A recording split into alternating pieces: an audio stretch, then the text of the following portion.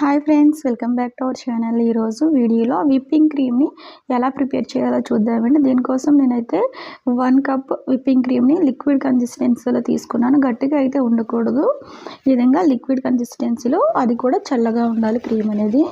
So ఇలా 1 cup బౌల్లో add చేసుకుని ఫస్ట్ స్పీడ్లో బీట్ చేసుకోండి. ఎప్పుడైనా సరే స్టార్టింగ్లో ఫస్ట్ స్పీడ్లో బీట్ చేసుకోవాలి, ఆ తర్వాత స్పీడ్ అనేది పెంచుకోవాలి. ఇలా నేను 1 or 2 మినిట్స్ పాటు ఫస్ట్ స్పీడ్లోనే బీట్ చేసుకుంటున్నాను. మీరు తీసుకున్న బీటర్ కూడా 350 వాట్స్ ఉండేలా చూసుకోండి, అంతకంటే తక్కువ అయితే తీసుకోవద్దు. అంటే బిజినెస్ పర్పస్గా అయితే మాత్రం 350 వాట్స్ ఉండేలా చూసుకోండి. ఇంట్లో అయితే పర్వాలేదు, తక్కువ తీసుకున్నా పర్వాలేదు, కానీ మీరు తీసుకునేటప్పుడు ఎప్పుడైనా సరే అంటే బిజినెస్ స్టార్ట్ చేయాలి అనుకునే వాళ్ళకైతే నేను చెప్తున్నాను, నా ఎక్స్పీరియన్స్తో చెప్తున్నాను. 1 మినిట్ ఈ విధంగా బీట్ చేసుకున్న తర్వాత మనకి సైడ్ అంతా ఈ విధంగా వచ్చింది కదా, దాన్ని ఒకసారి స్పాచులతో ఈ విధంగా ఒకసారి తీసుకోవాలి. ఇలా తీసుకుని మళ్ళీ బీట్ చేసుకోవాలి. నేను సెకండ్ స్పీడ్లో బీట్ చేసుకుంటున్నానండి. ఇప్పుడు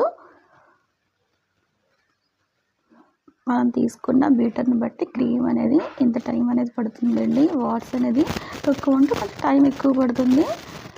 నేను తీసుకున్నది అయితే ఒక 3 మినిట్స్లో నాకైతే క్రీమ్ అయితే రెడీ అయిపోతుందండి.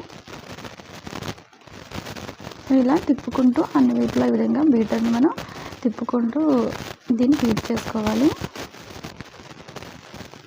ఇక్కడ మీకు చూస్తే అర్థమవుతుంది, ఇంకా స్టిక్ పీక్స్ అనేది రాలేదు. చూస్తారు కదా కిందకి ఇలా పడిపోతున్నాయి, అంటే ఇంకా క్రీమ్ అనేది రెడీ అవ్వలేదు, ఇంకా మనం బీట్ చేయాల్సిన అవసరం ఉంది. అందుకని నేను ఇంకా 1 మినిట్ పాటు బీట్ చేస్తున్నాను.